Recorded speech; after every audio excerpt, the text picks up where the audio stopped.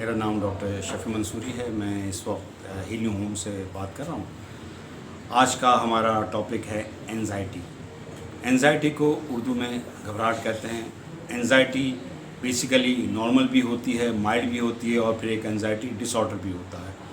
हम नॉर्मल भी एंशियस होते हैं। बेसिकली एंजाइटी है क्या चीज़? एंजाइटी है कि डेंजर का जो है खौफ होता है, कोई डेंजर होने वाली चीज़ होती है, उसका थ्रेट होता है, उसी का जो है वो डर होता है कि कोई डेंजर। जैसे नॉर्मल लाइफ के अंदर हमारे एंजाइटी होती है, जैसे किसी का एग्ज़ाम होने जा रहा है या किसी की गाड़ी ख़राब हो गई या गाड़ी के कागजात नहीं है या पंक्चर हो गया या कोई उसका बच्चा स्कूल से लेट आया हुआ है तो उसको एंजाइटी हो जाती है, जो कि ये नॉर्मल एंजाइटी है। ठीक है। फिर एक होती है कि माइल्ड किस्म की एंजाइटी, जो कि सिम्टम्स होते हैं मुख्तलिफ़ बीमारियों में, शिज़ोफ्रेनिया में भी हो सकते हैं, डिप्रेशन में भी हो सकता है, और बहुत सारे डिसऑर्डर्स हैं उसमें वो एंजाइटी हो सकती है। एक होता है एंजाइटी डिसऑर्डर्स, जो कि बाकायदा डिसऑर्डर्स है, जो कि घबराहट की बीमारी है। ठीक है। तो एंजाइटी की जो घबराहट की बीमारी है वो क्या चीज़ होती है, उसमें क्या होता है? जो एंजाइटी की बीमारी है जिसे हम कहते हैं एंजाइटी डिसऑर्डर्स, उसमें क्या क्या होता है? उसमें ये होता है कि पेशेंट जो है वो कंप्लेन करता है। फिज़िकल कंप्लेंट्स भी उसको होती हैं और साइकोलॉजिकल कंप्लेंट्स भी होती है। साइकोलॉजिकल कंप्लेंट्स में वो क्या कहता है कि उसकी कंसंट्रेशन कम हो गई, यानी तवज्जो में कमी आ गई है। एप्रीहेंशन होता है, जहन में उसके परेशानी चल रही होती है और एक ही बात जो है वो बार बार जहन में आती है, उसी हवाले से, उसी डेंजर के हवाले से। और इसी तरह उसको जो मसल्स पे होगा कि ट्रिमर्स हो सकते हैं, पसीने वगैरह उसको आ सकते हैं, सर में उसको हेडेक हो सकता है, वर्टाइगो हो सकता है, माउथ में ड्राइनेस ऑफ माउथ हो सकती है।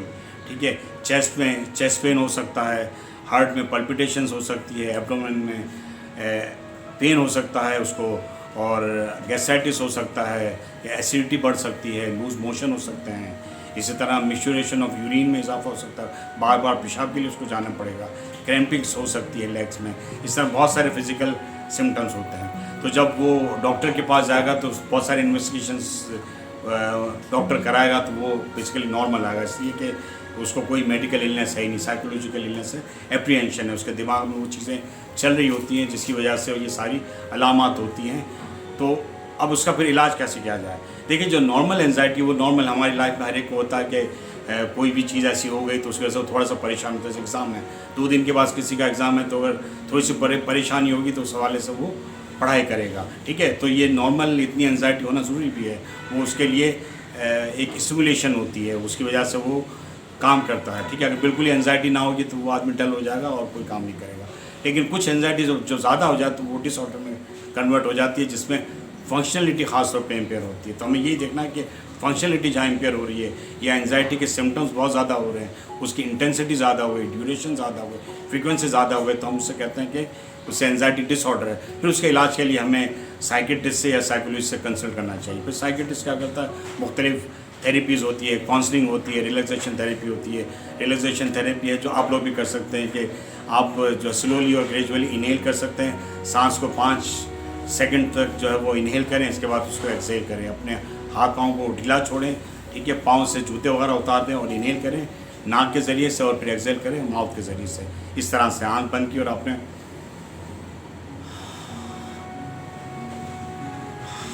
इस तरह जब आप प्रैक्टिस करते रहेंगे तो जब भी आपके जहन में इस किस्म का खौफ पैदा होने लग जाए, एंजाइटी पैदा होने लग जाए, तो आप जब ये करेंगे तो आपकी एंजाइटी कम हो जाएगी, ये फिज़िकल सिम्टम्स आपके कम हो जाएंगे। इसी तरह आप जब साइकोलॉजिस्ट के पास जाएंगे तो वो CBT भी कर सकता है, जिसे कहते हैं cognitive behavioural therapy. Cognitive behavioural therapy में हम कॉग्निशन को ठीक करते हैं, और कॉग्निशन जब ठीक हो जाती है तो फिर बिहेवियर भी सही हो जाता है। कॉग्निशन बेसिकली क्या होता है कि हमारी थिंकिंग होती है कि हम किस तरह सोचते हैं और क्या सोचते हैं। एक ही थॉट्स अगर बार बार आती है और नेगेटिव वे में आती है तो इसका मतलब है कि कॉग्निशन में डिस्टॉर्शंस हो रही हैं। जैसे फ़र्ज़ करें कि कोई आदमी किसी से कहीं मतलब जा रहा है, उससे मुलाकात हो गई, उसने उसको देखा नहीं, नज़रअंदाज किया, तो अब उसने ये सोचा कि इसने मुझे जान करके नज़रअंदाज किया, उसकी सोच की वजह से उसकी जो फीलिंग्स होगी वो नेगेटिव होगी, नफ़रत आमेज़ हो सकती है, उसकी मोहब्बत में कमी आ सकती है। तो उसकी वजह से उसकी फीलिंग्स क्योंकि नेगेटिव हो गई, तब उसका बिहेवियर भी नेगेटिव होने लग जाएगा।